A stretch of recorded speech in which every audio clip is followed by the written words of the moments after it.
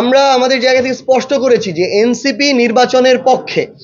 এনসিপির এমন কোনো উদ্দেশ্য নেই যে নির্বাচন পিছাক, কিন্তু আমরা নির্বাচনের পূর্বে আমাদের জায়গা থেকে দৃশ্যমান বিচার দেখতে চেয়েছি, মৌলিক সংস্কার দেখতে চেয়েছি এবং জুলাই সনদের ভিত্তিতে গণপরিষদ নির্বাচনের মাধ্যমে আমরা বাংলাদেশের যে আগামীর যে নির্বাচন সেই নির্বাচনটি চেয়েছি। যে এই যে এত বড় একটা গণহত্যা হলো বাংলাদেশে, হাজারের অধিক মানুষকে এভাবে হত্যা করা হলো, এরকম করে বিচার বহির্ভূত হত্যাকাণ্ড, গুম খুন হাজারে হাজারে হয়েছে এই বাংলাদেশে 16 বছরে, এবং একটা এত বড় জুলাই গণহত্যা হয়েছে।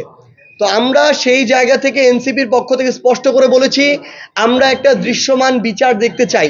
এখানে প্রশ্নটা শুধু এনসিপির সদস্য সচিব জনাব আক্তার হোসেন নয়, তিনি অভ্যুত্থানের একজন সংগঠক। সেখানে আমাদের ডাক্তার তাসনিম জারা, যিনি এনসিপির সিনিয়র যুগ্ম সদস্য সচিব, তিনি ছিলেন। আমরা দেখেছি বিএনপির মহাসচিব জনাব মির্জা ফখরুল ইসলাম আলমগীর ছিলেন, তার সাথেও কিভাবে আচরণ করা হচ্ছিল। তো সামগ্রিকভাবে একটা অন্তর্বর্তীকালীন সরকার তাদের প্রতিনিধি হিসাবে বাংলাদেশের 3টি গুরুত্বপূর্ণ রাজনৈতিক দলের প্রতিনিধিদেরকে সেখানে নিয়ে গেলেন, কিন্তু নিয়ে যাওয়ার পরে আগেই তার এই প্রত্যেকটি বিষয় বিবেচনা করার কথা ছিল। তারা তাদের জায়গা থেকে একটা প্রেস রিলিজ দিয়ে বলেছে যে তারা চেষ্টা করেছে কিন্তু একই প্রোটোকলে নিতে পারেনি। তাহলে কোন প্রোটোকলে নিলে আপনারা তাদেরকে ভালোভাবে তাদেরও নিরাপত্তা দিতে পারতেন, এটা আপনার আগেই চিন্তা করা দরকার ছিল। সো আপনি এরকম একটা সফরেও সকল বিষয়গুলো চিন্তা করে আপনি সফরটাকে সাজাননি, এটা আপনাদের সরকারের একটা দুর্বলতার প্রকাশ পেয়েছে। এই প্রকাশটা শুধু এই সফরে না, পুরো বাংলাদেশে আমরা বিভিন্ন জায়গায় এটা দেখতে পাচ্ছি।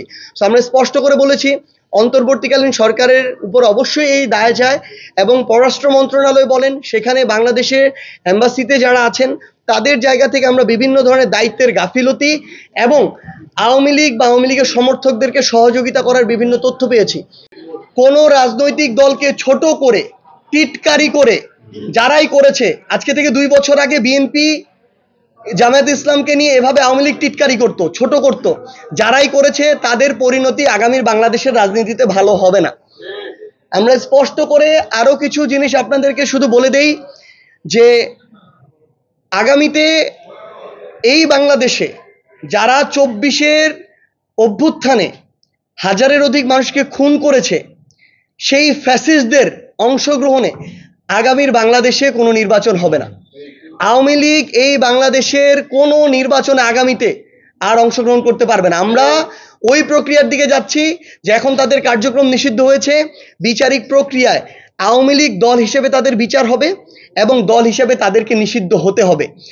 বাংলাদেশে না, পৃথিবীর কোনো জায়গায় ফ্যাসিস্টের বিরুদ্ধে লড়াইকারী, বিপ্লবের সাথে যারা লড়াই করেছে, যারা গণ অভ্যুত্থানে লড়াই করেছে, ছাত্র জনতা, তারা এবং ফ্যাসিস্ট একসাথে কোনোদিন কোনো দেশের রাজনৈতিক কাঠামোতে কাজ করতে পারে না।